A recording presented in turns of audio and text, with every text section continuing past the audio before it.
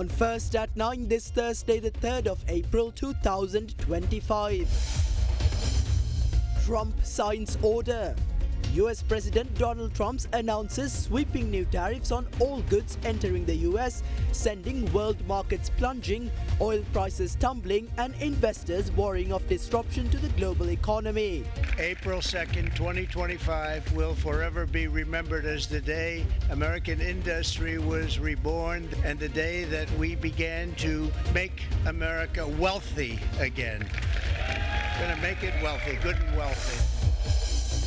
Escalating trade war. Trump trade policy impacts major trading partners and struggling countries alike, threatening a global trade war. Sri Lanka hit with a 44% tax on products sent to the US. Jobs at risk. Sri Lanka warns US tariffs threaten thousands of local jobs. Significant disruption to apparel industry feared. Indo-Lanka relations. Indian Premier says India-Sri Lanka friendship will be reviewed during his state visit. Chilo Dairy, Sri Lankawama Kiren Perata. ඔබේ විශ්වාසය දිනු සෙන්සුරයින් දැන් ළඟමැති ෆාමසියෙන් ලබාගත හැක. කට්ට පරිස්සම් කරගත්තොත් අපි පරිස්සම්. ඉතින් මොකටද නිකන් නාගන්නේ? ස්වදේශී කොහොඹ ලෙමන් ග්‍රාස් අද කාලෙට ෆ්‍රෙෂ්ම විසඳුම. This is Derana First at 9. Live from Studio 24 in Colombo. Good evening and welcome to First at 9, brought to you by Sri Lanka's most trusted news source, Derana. I'm Thanindu Mahendra, joining you live with the latest in Sri Lanka and around the world. Now, in a top story this evening, the United States announced 44% tariffs on imports from Sri Lanka, in line with the Trump administration's decision to impose reciprocal tariffs on all nations maintaining trade relations with the US. This makes the island nation the South Asian country facing the highest US tariffs and places it among the 10 most heavily taxed nations under the new policy. In the wake of the announcement, Sri Lankan President Anura Dissanayake appointed a presidential committee to submit recommendations to the government regarding a suitable future course of action in relation to the tariffs. Meanwhile, Deputy Minister of Finance Professor Anil Jayantha said that Sri Lanka will continue to hold discussions in order to reduce the tariffs before they come into effect on April 9th. Since assuming office for his second term, US President Donald Trump has implemented several stringent measures affecting global trade and economy. He claims that these sanctions are necessary to safeguard the United States' national interests. In a recent statement issued by the White House, the Trump administration declared that certain foreign trade and economic practices have created a national emergency. To counter these challenges, President Trump has issued an executive order imposing new tariffs aimed at strengthening the United States' international economic position and protecting American workers. Upon beginning his second term in January, Trump increased tariffs on imports from Mexico and Canada to 25%. Additionally, tariffs on Chinese imports were raised by 10% in two phases, escalating trade tensions between the US, China, Mexico and Canada. Yesterday, following his declaration of a national economic emergency, President Trump designated the day as the Liberation Day in America. He announced that the US would impose tariffs on all countries conducting business with the US, matching the tariffs these nations impose on American goods. As part of this directive, an executive order signed yesterday enforces tariffs on over 100 countries. My fellow Americans, this is Liberation Day. Waiting for a long time. April 2nd, 2025 will forever be remembered as the day American industry was reborn and the day that we began to make America wealthy again. Going to make it wealthy, good and wealthy.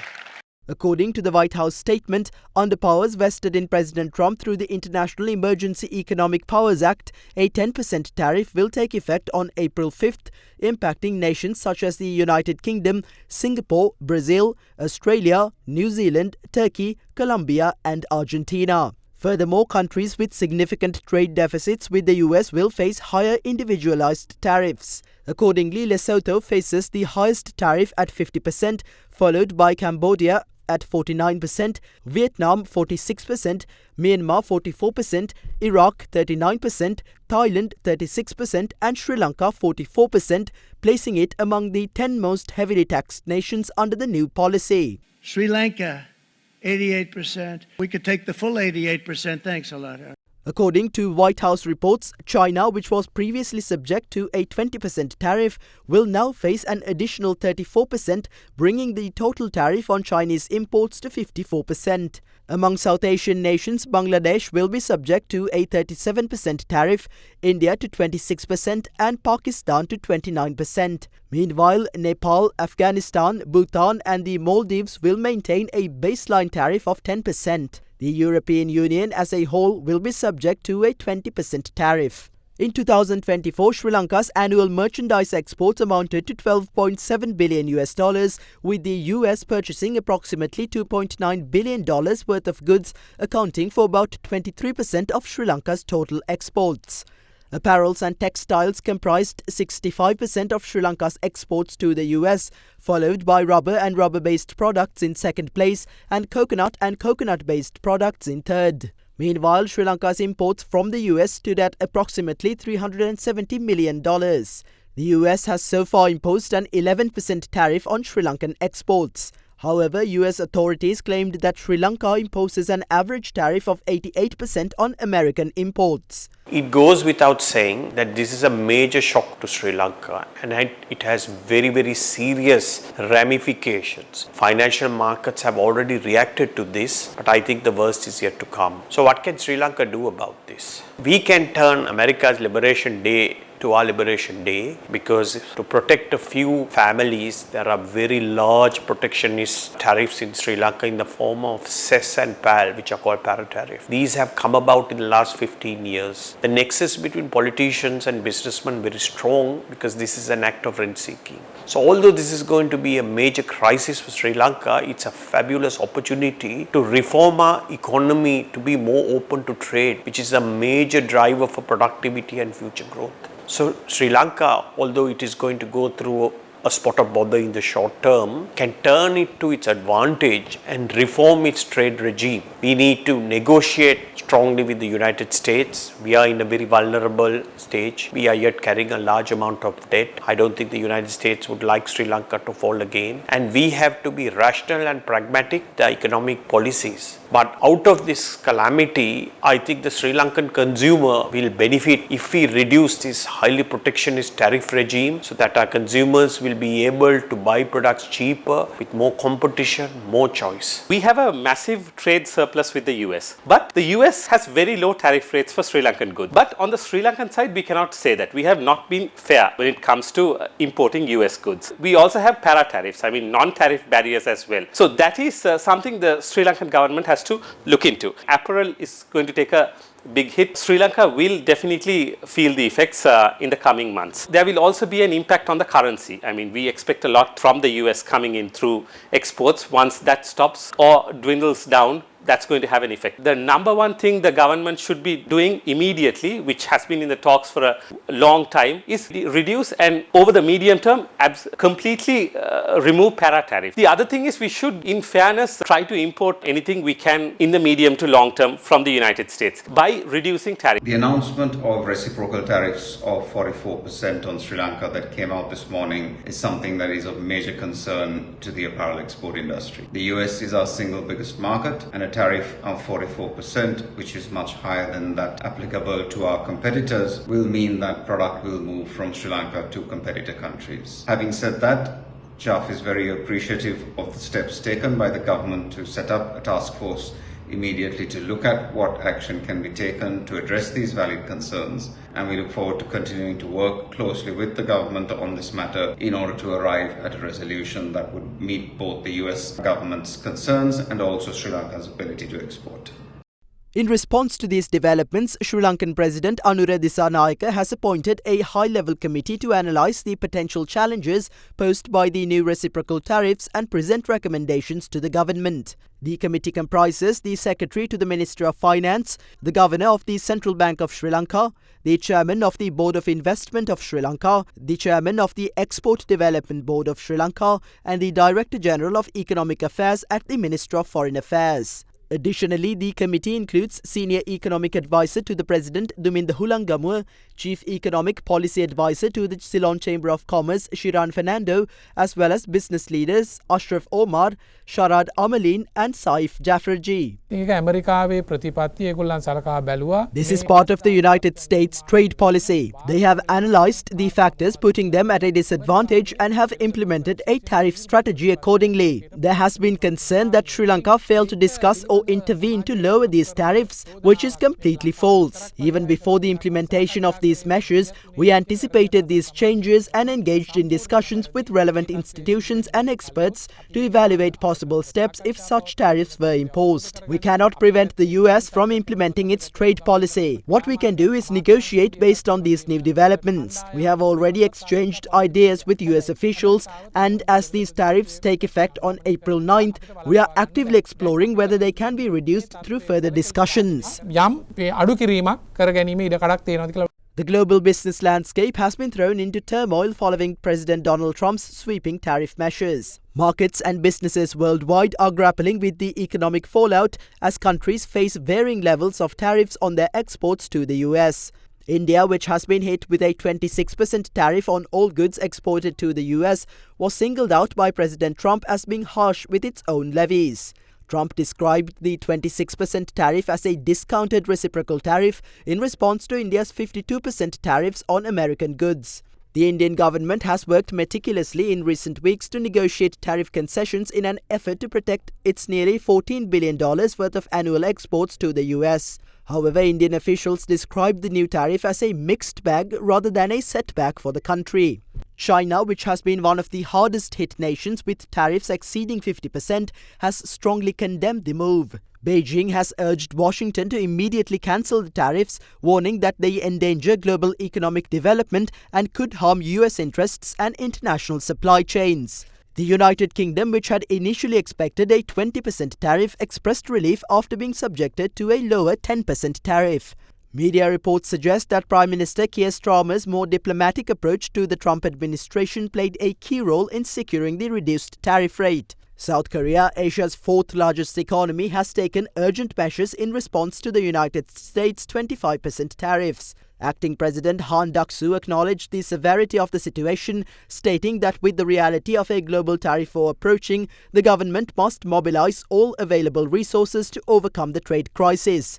Japanese Prime Minister Shigeru Ishiba, reacting to the tariffs, questioned whether it made sense for the US to apply uniform tariffs to all countries, particularly given Japan's position as one of the largest investors in the US. Japanese Trade and Industry Minister Yoji Muto called the tariffs extremely regrettable and noted that Tokyo was still attempting to persuade the Trump administration to reconsider. Australian Prime Minister Anthony Albanese, while acknowledging that no one got a better deal than Australia, facing only the baseline 10% tariff, criticised the move as a hostile act against a key ally.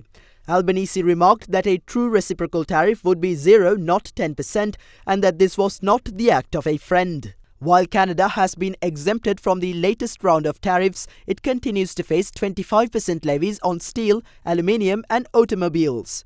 Canadian Prime Minister Mark Carney vowed to challenge the tariffs, stating that they will fight the tariffs with countermeasures and build the strongest economy in the G7. Taiwan has labelled the new tariffs as very unreasonable and announced that it would raise the issue with the US government. Reports indicate that Taiwanese officials had been preparing a response to the tariffs for months, including plans to increase energy imports and lower its own tariffs to balance trade relations with the US. The global financial markets have reacted strongly to President Trump's sweeping tariff measures, with major stock indices experiencing significant declines. Japan's Nikkei fell 2.7%, Hong Kong's Hang Seng dropped 1.6%, South Korea's and Australia's stock indices declined 2% each, the London Stock Exchange slipped 1.4%, and Vietnam's stock index plunged 8%. Additionally, shares of world-leading US technology giants such as Apple and Nvidia have also recorded losses. Oil prices have also fallen by over 3% as investors fear that escalating trade tensions could ignite a full-scale global trade war, slowing economic growth and reducing fuel demand. These tariffs come at a time when ongoing geopolitical conflicts have already placed significant strain on the global economy. As a result, economic experts warn that the situation could push the world toward a global economic recession. පිරිපුන් ජීවිතයකට ඔබ සමගින් පෙරට Union Assurance. චන්දරුසුමේ කාගෙන් මන අපේ සිංහ TV සඳහා සුපිරි deal.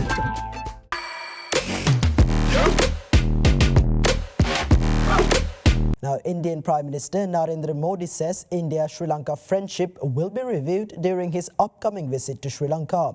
The Indian Premier, who arrived in Thailand earlier today to attend the 6th BIMSTEC summit, is expected to begin his 3-day state visit in Sri Lanka tomorrow.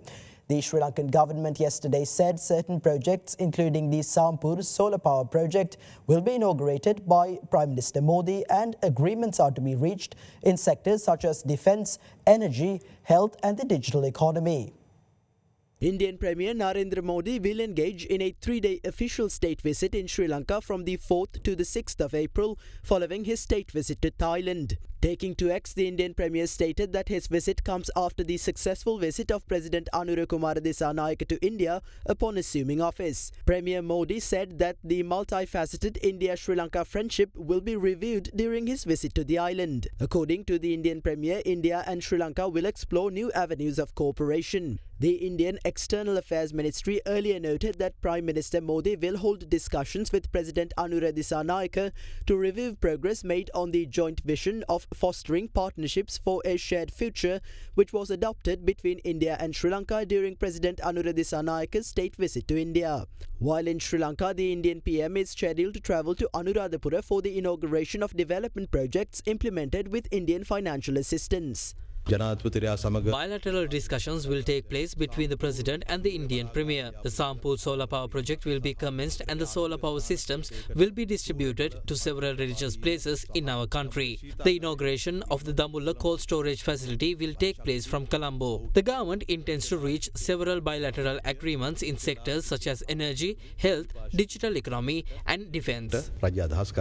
Sri Lanka Police meanwhile announced that a special traffic plan will be implemented during the Indian Premier's visit. Accordingly, intermittent road closures will take place on the Colombo-Katnayaka Expressway and the baseline road between 6 p.m. and 10 p.m. on the 4th of April. On the 5th of April, intermittent road closures will take place again in locations such as the Goal Face area, at the Independence Square area and the Apegama premises in Battaramulla. During these times, traffic police officers will divert motorists to alternative routes. The Criminal Investigation Department has launched investigations into 22 former ministers and members of parliament in relation to the funds they allegedly received from the President's Fund between 2008 and 2024. Preliminary investigations revealed that the 22 MPs received over 100 million rupees from the President's Fund during the period. The Financial and Commercial Crime Investigation Division of the Criminal Investigation Department has initiated an investigation into 22 former ministers and members of parliament concerning funds they allegedly received from the President's Fund between 2008 and 2024. As part of the investigation, CID officers received approval from the Fort Magistrates Court yesterday to access details of the cheques issued from the President's Fund account. Police said that 22 files related to the disbursement of these funds were being examined by the CID. Preliminary investigations revealed that over 100 million rupees have been received by the 22 former ministers and MPs in various amounts. Among this number, former Minister Keheliya Rambukwalla, late Prime Minister D.M. Jayaratne and former Minister T.B. Ekanayake have received received money from the fund on the basis of repayment, and it is reported that investigations are underway as to whether they have repaid the money. Investigating officers said that the public representatives who received funds will be summoned to the Criminal Investigation Department in due course to record statements. Meanwhile, the Financial and Commercial Crime Investigation Division of the Criminal Investigation Department requested the public to inform the director of the CID in writing if they were treated prejudicially when requesting financial assistance from the President's Fund between 2008 and 2024. Fast track your career from O levels with eSoft. ඩයිබටසෝල් සීනිවලින් පරිස්සම්වන ඔබට අමතක නොවන පෝෂණය. Kelani wire කිසිගින්නක් නෑ. කිසිගින්නක් නෑ. Kelani fire shield wire.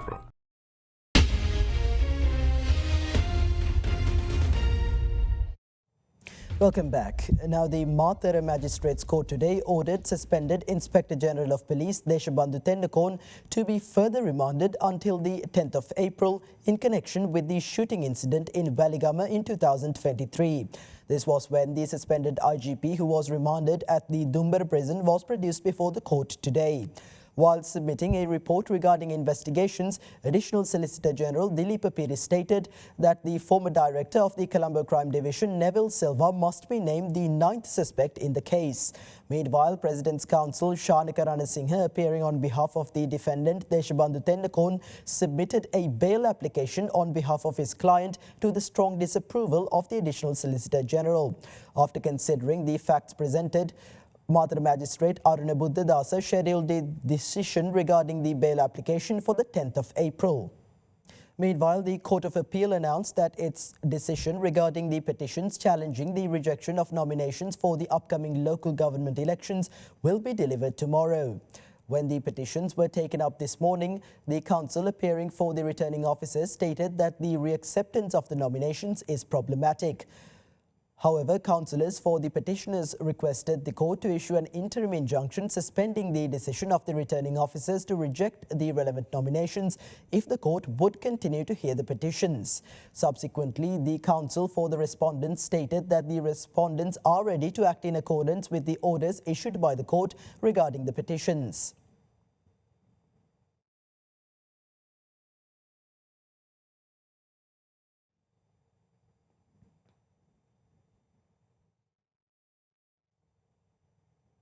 Now, opposition leader Sajith Premadasa claims that he had warned the government of a potential trade war with the United States, but that the government did not take any measures to avoid it due to its incapability of strengthening diplomatic relations. The opposition leader expressed these views while addressing the SJB's annual party convention today. The annual party convention of the Samik Jana Balawegaya themed Look Forth, Assemble to Build a Future was held this evening at Hyde Park, Colombo, under the patronage of party leader and leader of the opposition Sajith Premadasa.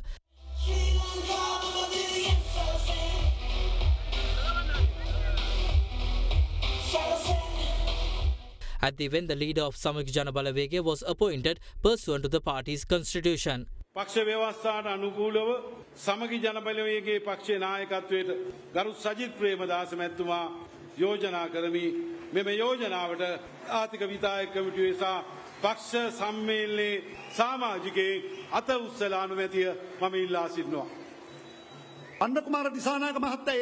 President Disanayaka asserted a fact some time ago. He says the truth every once in a while.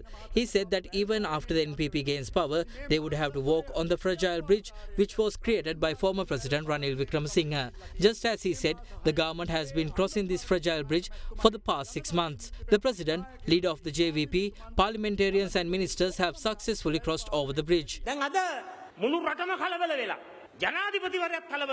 The whole country is panicking today. Even the President is panicking. But keep in mind that we had warned about this impending issue a long time ago. We spoke about this within the Parliament and outside it too. When we bring up this issue in Parliament, they turn our mics off. We aren't allowed to speak and are told to sit down. A special trade representative for Sri Lanka has to be appointed at least now. We have to appoint a team specializing in international markets. They have to be sent to Washington as soon as possible to commence discussions with President Donald Trump. We requested the implementation of these measures a long time ago, but it was not carried out. Why were they not implemented? Because the incumbent government is incapable of strengthening diplomatic relations. ක්‍රියාත්මක කරන්නට කිසිම හැකියාවක් නැහැ. And with that, here's a look at local news across the island in brief. Former North Central Province Chief Minister S.M. Ranjit and his former personal secretary Shanti Chandrasena filed petitions before the Court of Appeal today against their sentence to 16 years of rigorous imprisonment for corruption charges. The petitioners request the Court of Appeal to acquit them of all charges, claiming that the High Court judge did not consider facts presented in their defence during the trial. In the meantime, former Minister Mervyn Silva and two others were further remanded over allegations of the sale of state-owned land using forged documents. The Mahara Magistrates Court ordered that the three accused be remanded until the 9th of April. In other local news, the Colombo High Court sentenced to death a 47-year-old suspect convicted of possession of heroin and drug trafficking. The convict was arrested by police during a raid conducted in Grand Pass on the 17th of February 2019 while in possession of 16.88 grams of heroin.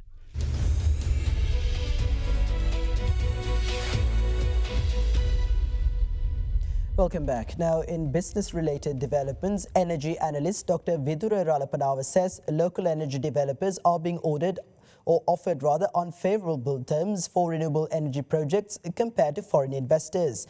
He made this statement while speaking at a press conference convened by the National Chamber of Commerce. Speaking at the same event, Deputy President of the Chamber, Lakmal Fernando, said abolishing the Net++ rooftop solar connection scheme in the wake of the recent island-wide blackout would be a drawback to Sri Lanka's solar industry. If you look at renewable energy integration to the grid over the last 10 years, the most prominent, easiest and fastest to deploy is solar. 5 megawatt or 10 megawatt solar project is a matter of 6 months. So this is why good 13% of our energy usage right now is coming from solar. And this has happened over a period of 5-6 years after 2016, after the implementation of net accounting and net plus and net plus plus. Now we have a problem as a result of the monkey jumping into the substation. The first thing what they did was they removed them net plus. These are completely illogical things to draw back the industry. We have this situation where the curtailment had come in to the renewable energy projects. With the curtailment, these renewable energy contracts are becoming completely unbankable. Curtailment is there in other countries also. That is for regular maintenance and stuff like that. What we do instead now, if you look at a new renewable energy contract that have been signed right now, they have taken a complete new clause for curtailment. They can curtail it as much as they want. So this is wrong. If you look at the Siambala Andu project or Mana Wind project, what they say is up to 5% uncompensated curtailment, and beyond that, if the CB curtails, it has to be compensated at the same rate. People who bid for it, they accounted for this 5% curtailment. The problem is this feed-in tariff that we are discussing now uses an equation. This equation assumes 100% of the power generated will be taken by CB. If they wanted, they could put the same 5% curtailment in the contract, and they should have added that into the equation. Then the contract becomes bankable. In some years, they are projecting 23% of the energy will be curtailed from renewable energy. So where's your payback? You're running at a loss. The real question is this: why are the big projects get a particular curtailment issue that is favorable for them, and why are the local developers who are competing on a rupee tariff, not a dollar tariff, getting no limit, no compensated curtailment clause? People who are keeping your tariffs low are given bad conditions, while people who sign contracts in dollar terms and people who are signing fossil fuel contracts are giving favorable terms. Now, in the wake of the 44% tariffs imposed by the United States on Sri Lankan exports, the Colombo Stock Exchange fell by over 2%.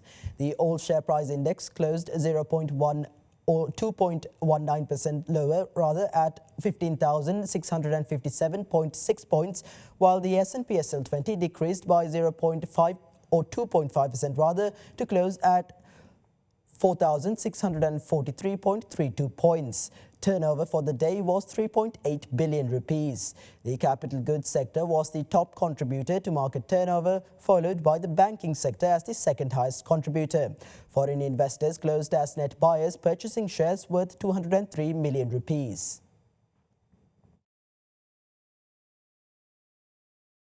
And that's all for tonight on First at 9. Thank you for joining. Have a great night.